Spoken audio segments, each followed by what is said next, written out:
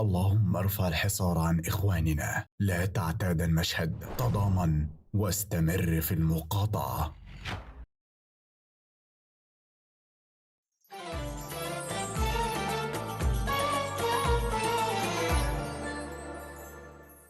السلام عليكم وأهلا بيكم. بتدخل قناة DMC الموسم الرمضاني بمجموعة من أقوى المسلسلات اللي هتتذاع في شهر رمضان 2024، وده لأنها بتعتبر القناة الأهم ضمن قنوات المتحدة للخدمات الإعلامية، واللي دايما بيكون ليها النصيب الأكبر في المسلسلات القوية اللي هتشارك في الموسم الرمضاني. وإحنا في فيديو النهاردة هنستعرض معاكم قائمة المسلسلات اللي هتتذاع على قناة DMC. بس قبل ما نبدأ في تفاصيل الفيديو، لو انت اول مرة تشوفنا ياريت تعمل اشتراك للقناة وتفعل زر الجرس وتدعمنا بلايك للفيديو. يلا بينا.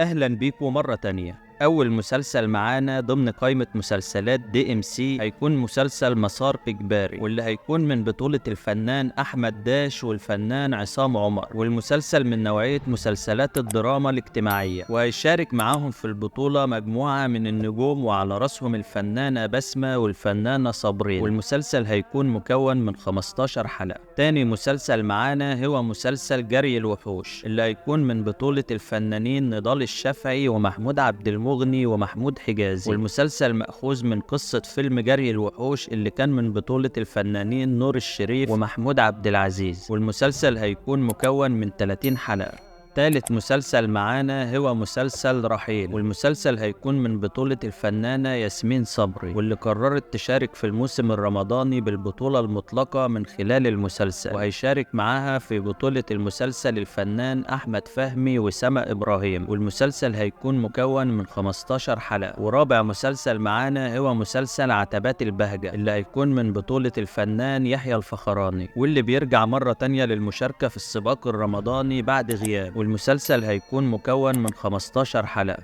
وخامس مسلسل معانا هو مسلسل بيت الرفاعي، اللي هيكون من بطولة الفنان أمير قرار، واللي هيكون من المسلسلات المرشحة بقوة لأفضل مسلسل في رمضان 2024، والمسلسل من نوعية مسلسلات الإثارة والتشويق. وكنا اتكلمنا عن تفاصيل المسلسل كاملة وعن الأبطال المشاركة فيه، هتلاقي الفيديو موجود على القناة. وسادس مسلسل معانا هو مسلسل نعمة الأفوكاتو، اللي هيكون من بطولة الفنانة مي عمر، وهيشارك معاها في المسلسل أحمد زاهر وعدد كبير جدا من النجوم. والمسلسل هيكون تاني بطولة مطلقة للفنانة مي عمر بعد ما قدمت مسلسل لؤلؤ اللي حقق نجاح كبير جدا وقتها، والمسلسل هيكون مكون من 15 حلقة، وهيكون من المسلسلات المنتظرة في رمضان 2024. والمسلسل اللي بعد كده معانا هو مسلسل أعلى نسبة مشاهدة، واللي هيكون من بطولة سلمى أبو ضيف وليلى أحمد زاهر، هيشارك معاهم في البطولة الفنانة انتصار والفنان محمد محمود، والمسلسل بتدور أحداثه عن قصة حقيقية لبنت من مشاهير السوشيال ميديا، وبتحكي عن المشاكل والأزمات اللي هي تعرضت لها في حياتها بسبب السوشيال ميديا، وده اللي هنشوفه من خلال أحداث المسلسل. والمسلسل هيكون مكون من 15 حلقة فقط. وآخر مسلسل معانا في القائمة هو مسلسل بدون مقابل، اللي هيكون من بطولة الفنان هاني رمزي، وهيشارك معاه في المسلسل الفنانة وفاء عامر والفنان عمرو عبد الجليل وداليا البحيري. والمسلسل هيكون مختلف عن أعمال الفنان هاني رمزي اللي دايما بتكون كوميدية. قرر يدخل السباق الرمضاني بمسلسل درامي، وبيحكي فيه عن بطولات رجال الأمن والأزمات اللي بتقابلهم في حياتهم وخلال عملهم. والمسلسل هيكون من ضمن المسلسلات المكونة من 30 حلقة. وكده تكون خلصت قائمة المسلسلات اللي هتتذاع على قناة DMC. يا ريت تقول لنا رأيك في كومنت، وإيه المسلسلات اللي انت متحمس تشوفها في رمضان 2024. وكده يكون وصلنا لنهاية فيديو النهاردة. يا رب ما نكونش طولنا عليكم، واشوفكم على خير في فيديو جديد. سلام.